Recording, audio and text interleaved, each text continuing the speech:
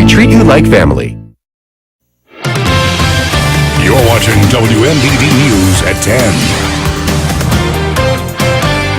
10. Well, she's serving more than 2 decades behind bars for murder, but it's how she's choosing to spend her time there that makes Sandra Brown's story one of a kind. Alyssa Paldo takes us behind bars again in tonight's special report.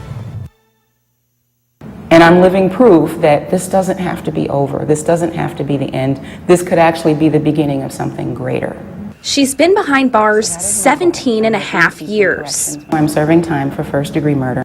Sandra Brown was a 28-year-old college student and mother living in Chicago when she was sentenced to more than 2 decades behind bars. I can choose to get resentful because I feel like I'm being warehoused until it's almost time for me to go home, or I could be proactive in it and do something about it. Brown chose the latter, first focusing on healing herself. No one can be a better anything unless they're a better self.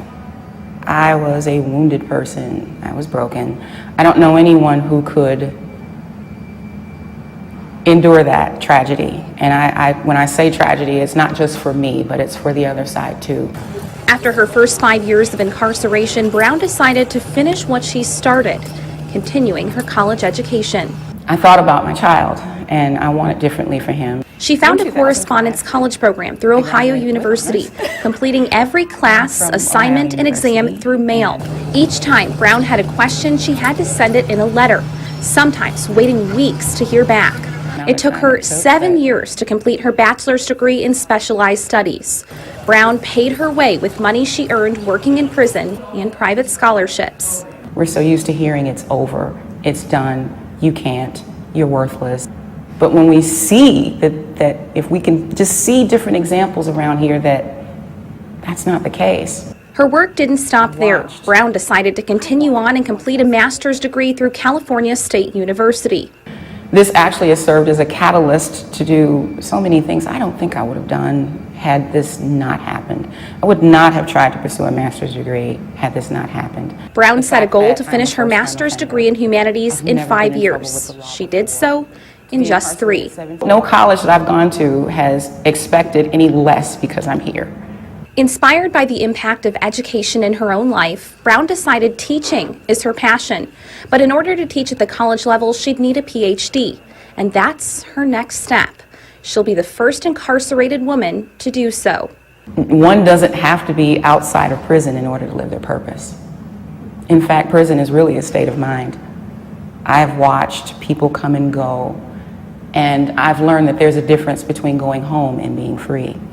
Not everyone that goes home is free. And even though while I'm in a prisoner's uniform, I've had an opportunity to experience a freedom that very few people get a chance to. Brown will be released in 2022. She hopes to teach at a 4-year university or for the Department of Corrections, seeing her own journey come full circle. I think nothing would inspire an incarcerated student more than having a teacher that says, look, I sat where you sat. Maybe the most profound lesson Sandra Brown learned can't be found in a book. Instead of counting the days, I try to make the days count. Make every day count. There's so much that can be done here. As sad as the circumstances are that brought me here, there's a purpose. In Decatur, Alyssa Paldo, WMBD News.